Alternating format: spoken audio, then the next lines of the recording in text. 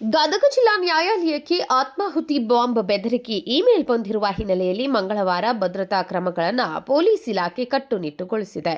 ಗದಗ ಜಿಲ್ಲಾ ನ್ಯಾಯಾಲಯದ ನ್ಯಾಯಾಧೀಶರ ಅಧಿಕೃತ ಇಮೇಲ್ಗೆ ಬೆದರಿಕೆ ಸಂದೇಶ ಬಂದಿರುವ ಹಿನ್ನೆಲೆಯಲ್ಲಿ ಗದಗ ಜಿಲ್ಲಾ ಪೊಲೀಸ್ ವರಿಷ್ಠಾಧಿಕಾರಿ ರೋಹನ್ ಜಗದೀಶ್ ಮುಂಜಾಗ್ರತಾ ಕ್ರಮವಾಗಿ ನ್ಯಾಯಾಲಯದ ಆವರಣದಲ್ಲಿ ಸಂಪೂರ್ಣ ಪರಿಶೀಲನೆ ಕೈಗೊಳ್ಳಲಾಗಿದೆ ಎಂದು ತಿಳಿಸಿದ್ದಾರೆ. 3 ಅಂತಸ್ತಿನ ನ್ಯಾಯಾಲಯ ಕಟ್ಟಡದ ಎಲ್ಲ ರೂಮ್ಗಳು, ಸಾರ್ವಜನಿಕ ಸ್ಥಳಗಳು ಹಾಗೂ ಆವರಣವನ್ನು ಶ್ವಾನದಳ ಮತ್ತು ಬಾಂಬ್ ಶೋಧನಾ ದಳದಿಂದ ತಪಾಸಣೆ ನಡೆಸಲಾಗ್ತಾ ಇದೆ. ಯಾವುದೇ ಅನುಮಾನಾಸ್ಪದ ವಸ್ತುಗಳು ಪತ್ತೆಯಾಗಿಲ್ಲ ಎಂದು ಪ್ರಾಥಮಿಕ ಮಾಹಿತಿ ಲಭ್ಯವಾಗಿದೆ.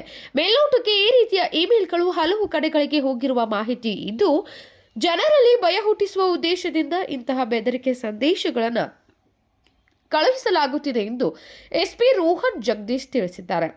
ಈ ಇಮೇಲ್ ಎಲ್ಲಿಂದ ಬಂದಿದೆ ಎಂಬುದರ ಬಗ್ಗೆ ತನಿಖೆ ನಡೆಯುತ್ತಿದ್ದು, ಸಂಪೂರ್ಣ ಮಾಹಿತಿ ತನಿಖೆ ಮುಗಿದ ನಂತರ ನೀಡಲಾಗುವುದು ಎಂದು ಗದಗ ಎಸ್ಪಿ ಸ್ಪಷ್ಟಪಡಿಸಿದ್ದಾರೆ.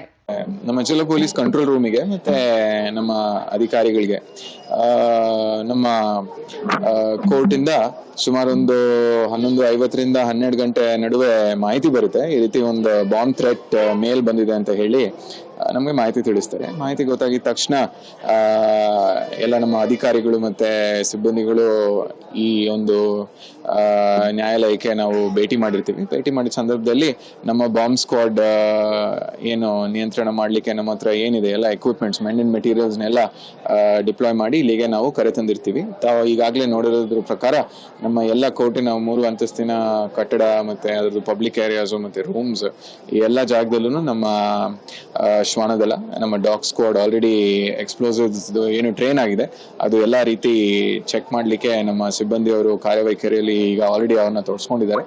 ಅದ್ರ ಜೊತೆಯಾಗಿ ನಮ್ಮ ಹ್ಯಾಂಡ್ ಅಂಡ್ ಮೆಟಲ್ ಡಿಟೆಕ್ಟರ್ಸ್ ಇಂದ ಕೂಡ ನಾವು ಎಲ್ಲ ಕಡೆ ಚೆಕ್ ಮಾಡ್ತಿದೀವಿ. ಅದ್ರ ಜೊತೆಗೆ ನಮ್ಮ ಅಂಡರ್ ಪ್ಲೇಸ್ ಮಿರರ್ ಎಕ್ವಿಪ್ಮೆಂಟ್ ಆಗಿರಲಿ ಮತ್ತೆ ಅದ್ರ ಜೊತೆಗೆ ಏನಿದೆ ಡೀಪ್ ಸರ್ಚ್ ಮೆಟಲ್ ಡಿಟೆಕ್ಟರ್ಸ್ ಎಲ್ಲದರಲ್ಲೂ ನಾವು ಚೆಕ್ ಮಾಡಿ ನಾವು ಎಲ್ಲ ರೀತಿ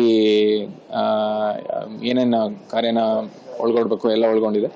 ಇದ್ರ ಬೇಸಿಸ್ ಮೇಲೆ ಈಗಾಗಲೇ ನಾನು ಮಾನ್ಯ PDG ಮೇಡಮ್ ಅವ್ರಿಗೆ ಭೇಟಿ ಮಾಡಿದ್ದೀನಿ. ಭೇಟಿ ಮಾಡಿ ಎಲ್ಲ ರೀತಿ ಪರಿಶೀಲನೆ ಮಾಡಬೇಕು ಅಂತ ಕೂಡ ನಾವು ಇವತ್ತು ನಮಗೆ ಮೇಲ್ನೋಟಕ್ಕೆ ಬಂದ್ರಿ ಮಾಹಿತಿ ಪ್ರಕಾರ ಬಹಳಷ್ಟು ಕೋರ್ಟಿಗೆ ಮೇಲ್ಸ್ ಬಂದಿದೆ ಅಂತ ಹೇಳ್ತಾರೆ. ಅದರಲ್ಲಿ ಇಲ್ಲೂ ಒಂದು ಬಂದಿದೆ ಅಂತ ಹೇಳಿ ನನಗೆ ಈ ಸಮಯಕ್ಕೆ ಮೇಲ್ನೋಟಕ್ಕೆ ಮಾಹಿತಿ ಇದೆ.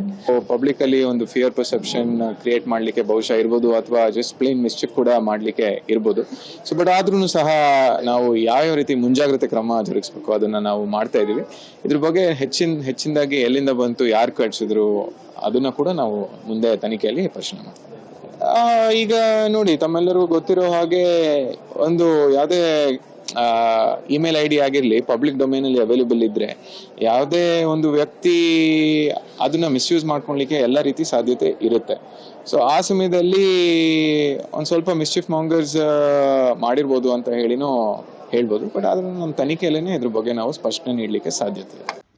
Rajashekhar Hiremath, KMM news, Belagavi.